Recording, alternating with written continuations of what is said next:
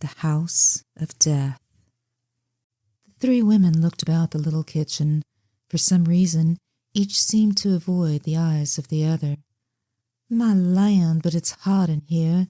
Mrs. Prentice moved to the north window to raise it. As she propped up the heavy sash with the thin board that lay on the sill, a gust of hot wind swept through the room from a drought-parched Kansas cornfield. Seeking relief in action, her daughter, Selina, hastened to the opposite window and pushed it up as a cloud of dust thickened in the road in front of the house. A small herd of bawling cattle were milling past the house in the heat and glare of the August sun. Their heads drooped dejectedly, and their tongues lolled from their parched mouths. "My land, Selina, there goes another bunch of cattle out west. Does beat all how hard it is to get water in this country. Just seems to me sometimes like I'd die for a sight of mountains and green things and tumbling little stream that'd run and ripple all summer." Motherly Mrs. Collins wiped the perspiration from her large red face and fanned herself with her blue sunbonnet. "Didn't Mammy Judy come from the mountain country?" she asked. "Yes, we went to the same school. When she was a girl, she had the blackest eyes and prettiest red cheeks of any girl you ever did see. Didn't look much like she does now. A farmer's wife soon goes to pieces. She was such a lively girl, too, so full of fun. And now, just think what the poor thing's come to." Again the three women avoided each other's eyes. Then Selina spoke nervously. "Do you suppose she did it, Ma?" "There you go with your s'posin' again. Better get to work and straighten up this house. That's what we came over for, ain't it?" Mrs. Collins rose heavily from her chair and unrolled and donned a carefully ironed, blue-checked apron. "Seems kind of funny to have the funeral here, don't it?"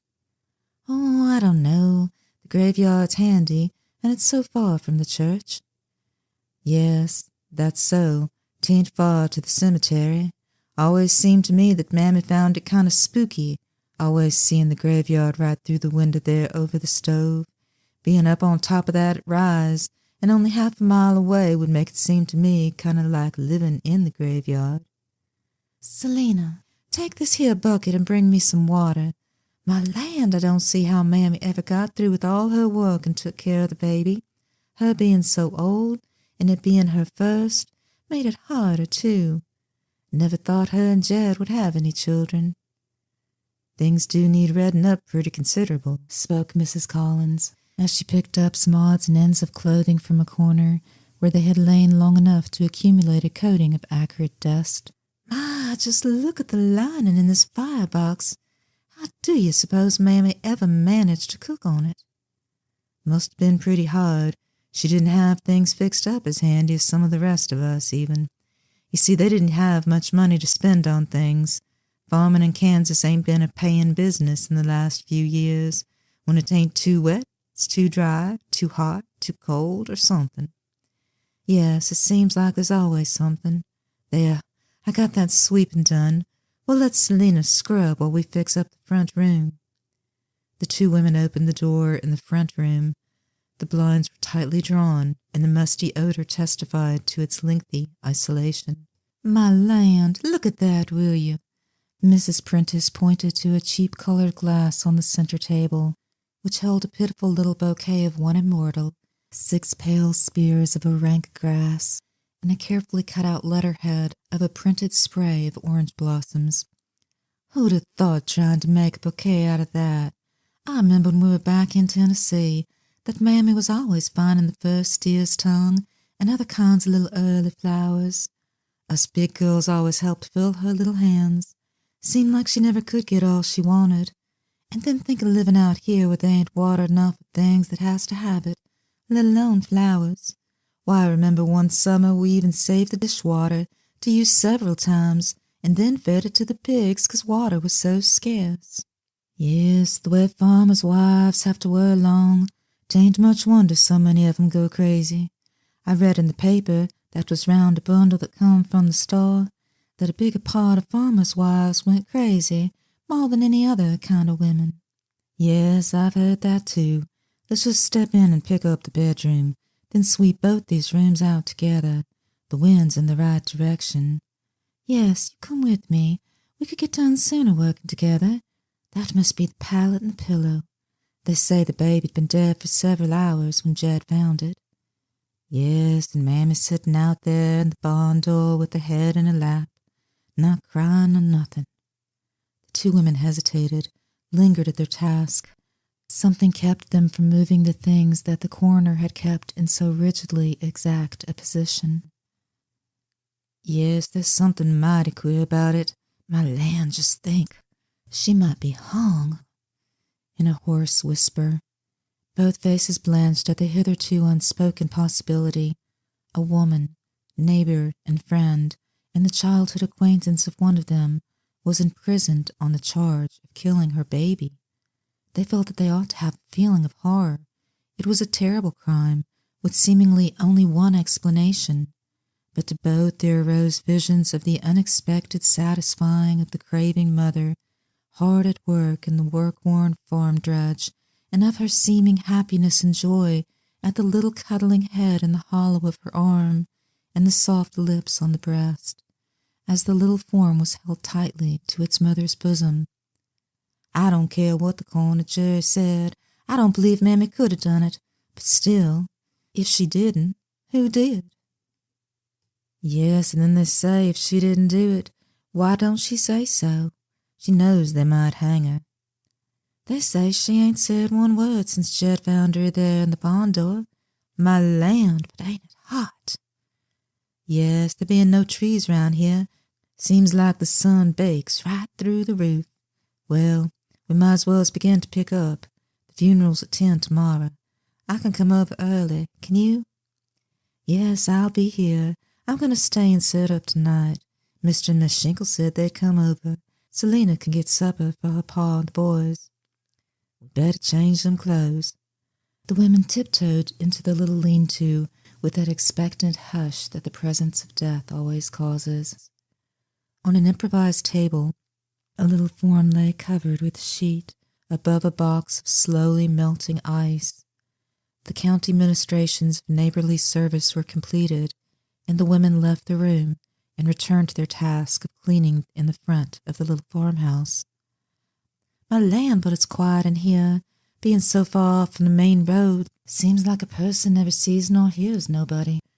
It's enough to drive a person crazy. The older woman had been standing for several minutes, with her mind preoccupied by a struggling thought. At last she spoke. See here, Miss Prentice, if this fellow had been standing up like this, he could have fell over on that baby. See? Both women bent over the carefully folded bed-clothing placed upon the floor for sake of a slightly cooler strata of air, and also to obviate the possibility of the baby rolling off while the mother was busy in some of the many tasks of the unaided farmer's wife. Little by little the bedroom was straightened, and the two rooms swept and dusted. Then Mrs. Prentice paused as she gave a final look around the rooms, walked to one of the windows on the south, and ran a speculative finger over the glass. It was so heavily coated with dust as to be practically opaque. Then she stepped to the two windows on the east side of the room and looked at them. The panes of glass in both were clean, carefully polished. Now why do you suppose that is? She asked. Mrs. Collins, who had been following her moves, shook her head. I don't know, she answered. Did you notice that one in the kitchen on the south side of the stove hadn't been washed either? I noticed it when I went over to look at the firebox when you spoke.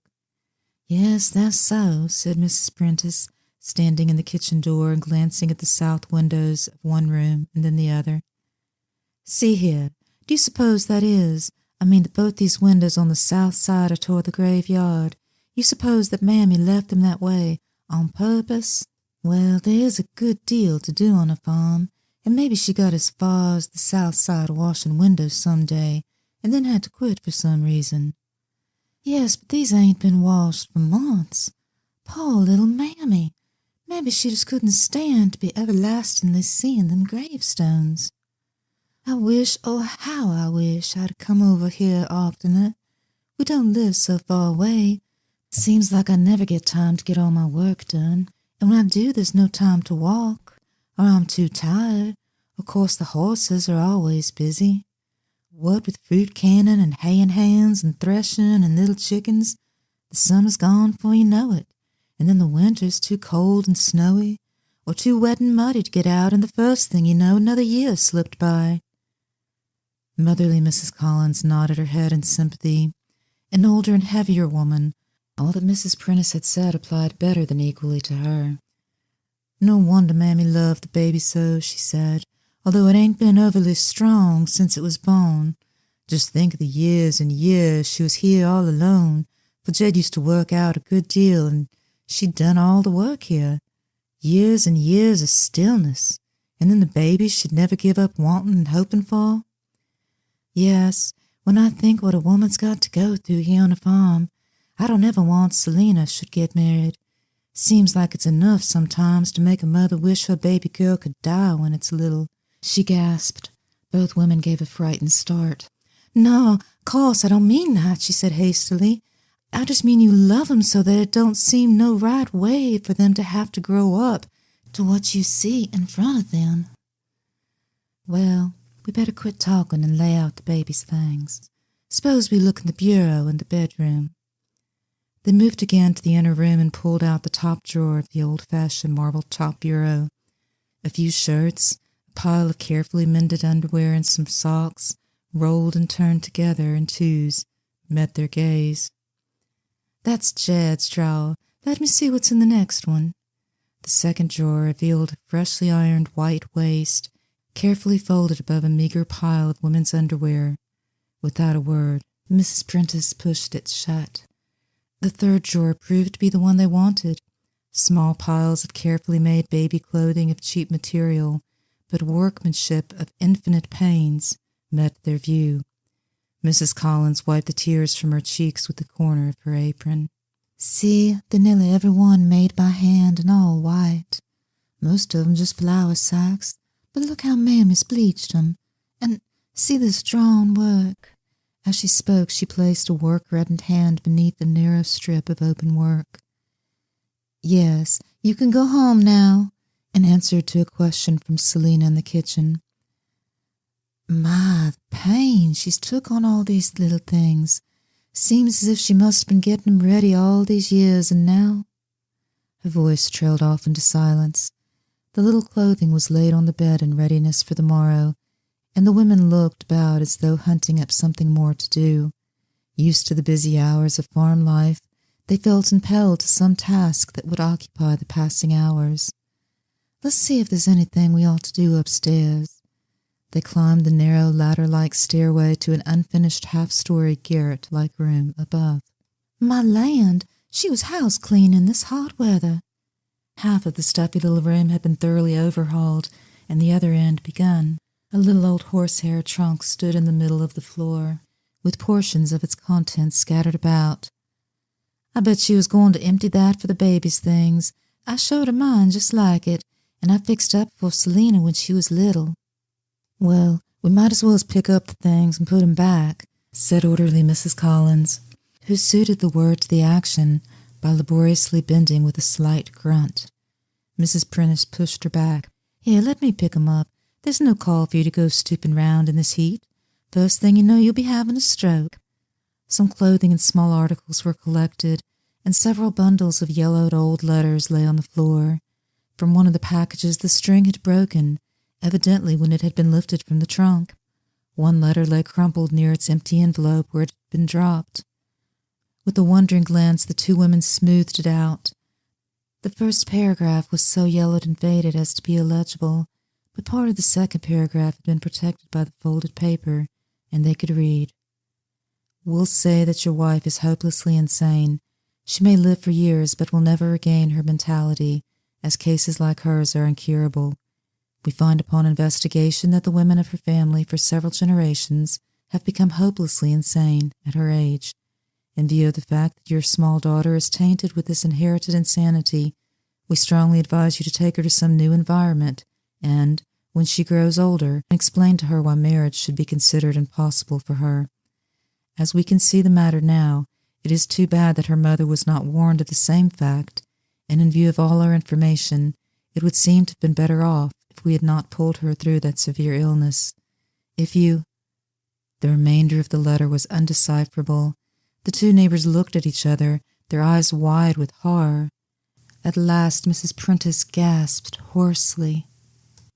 "Do you suppose that bundle broke open and Mammy read this letter? Her father died before she was old enough to marry, and left her this place partly paid for. And I remember when her and Jed was married how they planned to pay off the rest of it just as soon as possible."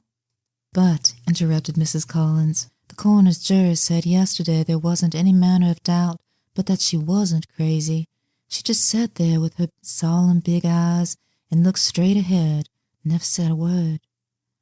I wonder how a woman would feel to know that the baby girl she loved better than her own life would have to grow up in this drudgery and then finally spend the last of her years in an asylum. Yes, and suppose Mammy went crazy herself long before the little girl grew up. I wonder if a woman really loved her baby, if she wouldn't rather—" She stopped once more with a frightened look. Wheels were heard coming down the lane. Mrs. Prentice spoke quickly. "Sarah Ann Collins, we're going right downstairs and stick this letter in that cook stove quick." In the little kitchen below, the women were cooking supper when the county attorney and another man entered. "Good evening, ladies," said the attorney. "We decided to come out again and go carefully over the field to see if we could find any evidence. You haven't by chance found anything, have you?" Mrs. Prentice looked covertly at Mrs. Collins, then answered, "No, we just been cleaning up. We ain't been looking for no evidence." "Well, Walters," said the attorney, "you know juries when it comes to women. If there never is found a definite reason for her wanting the baby to die, no jury will ever believe she is guilty." End of House of Death.